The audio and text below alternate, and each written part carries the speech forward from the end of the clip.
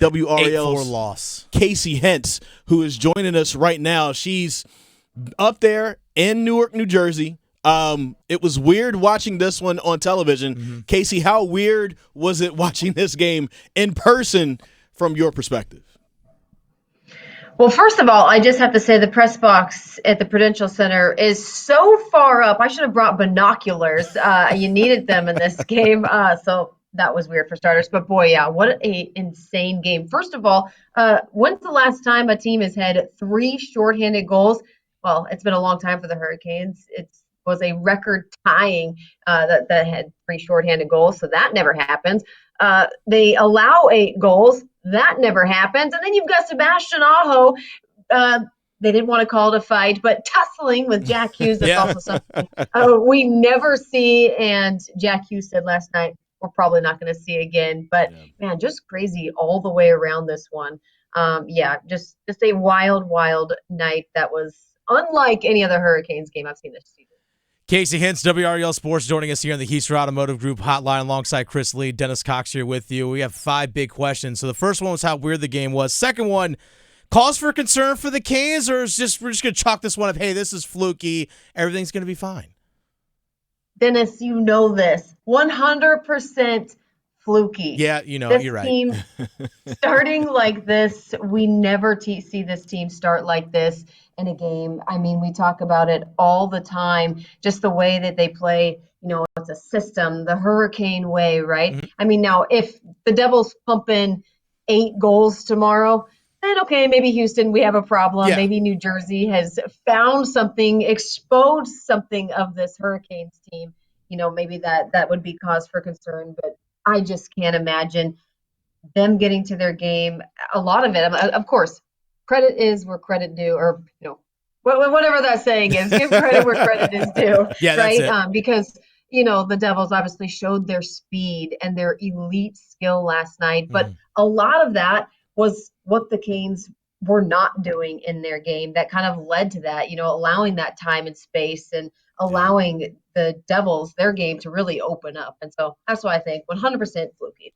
5 big questions with Kacy Hintz from the Big 5 joining us right now on the Hintz Automotive Group hotline. Kacy, towards the end of the season, a lot of people were worried about the Canes offense. Could they score? Can they score? In this series, through 5 games, they're averaging, through 3 games, they're averaging 5 goals apiece in these games, 15 so far.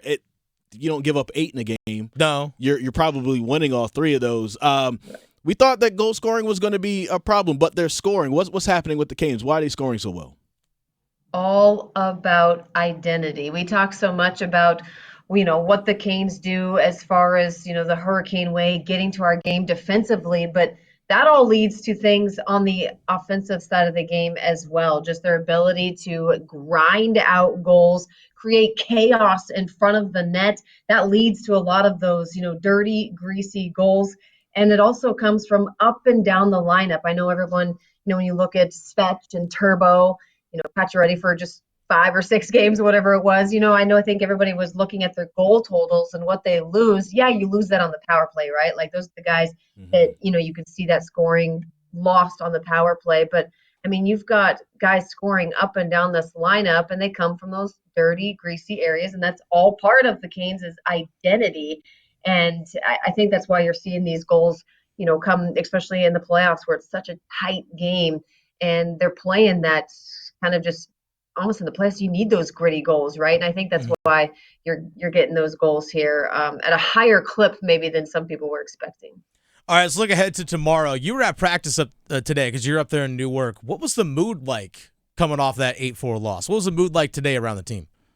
Yeah, well, first of all, I was surprised. They actually weren't scheduled to fully practice. I think just the Black Aces were going to hit the ice, but they ended up, running a full practice, except for Brady Shea. He's going to be okay. Roddy's saying that he's just getting old and he was just exercising his options today. So no cause for concern there. But the mood was actually really upbeat, lively, lots of guys hooting and hollering. And so I actually asked Seth Jarvis that afterwards. I said, vibe check. It looked pretty good out there. And he said, absolutely. We can't dwell on last night because, this is a quick series. We play every other night. We're not, taking a couple days in between games here, to maybe sit and think about things. He's like, we've already got to get ready for tomorrow. And the way he told me is like, the way you go about it is if you want to get something good, you got to be positive about it. It's so cliche. He's like, but that's just kind of the feeling and the mood surrounding this team. Boy, it's hard hearing somebody who's being born in 1994 called old. Yeah. Ooh, he's only 29, but I guess he is an old man right now in the NHL. Hey, Brady's got some gray hair, man. I mean, he does. Come talk to me. He's got gray in the beard. He's got more than me. I will say that. He's got more than me. Kacy Hintz joining us right now. Hintz Automotive Group Hotline. 5 big questions for Kacy from the Big 5, and this is the 5th one. Anderson, bad. Kochetkov, bad. Ranta, he's been sick, unavailable, but he was on the ice today. Who should start in net for the Canes in Game 4 tomorrow? And we actually don't even know if Rance will be available to go tomorrow. He just finally practiced today a little bit. And Roddy said, we won't know until after practice, or I should say they won't know until after practice how he's feeling, if he'll even be able to dress. I really can't imagine them starting Ranta. I think you go back to Freddie. 8 goals. That doesn't look good on either goaltender, but you also have to look at the breakdowns that were happening all over the ice before those goals, or that even led to those goals. I think maybe that shorthanded one, which is I think the 3rd goal. Yeah.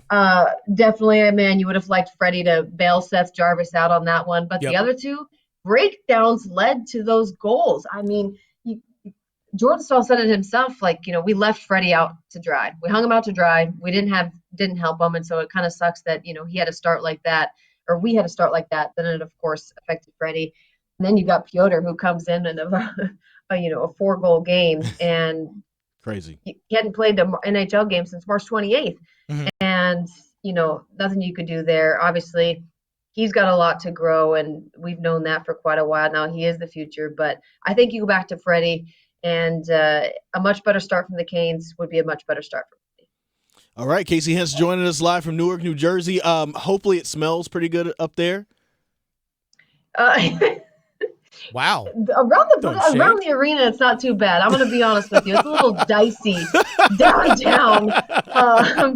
But, yeah, it's interesting for sure. I have to be right by Penn Station, and I think I don't need to say anything else about that. Right, you hear from people who are from New York, they're like, New Jersey smells. It's kind of how we talk about South Carolina. So, that's fair. Okay, okay, I understand the comparison. Kacy Hintz joining us. Thank you so much. Good luck to you and all your live hits today. Thank you, guys. Bye.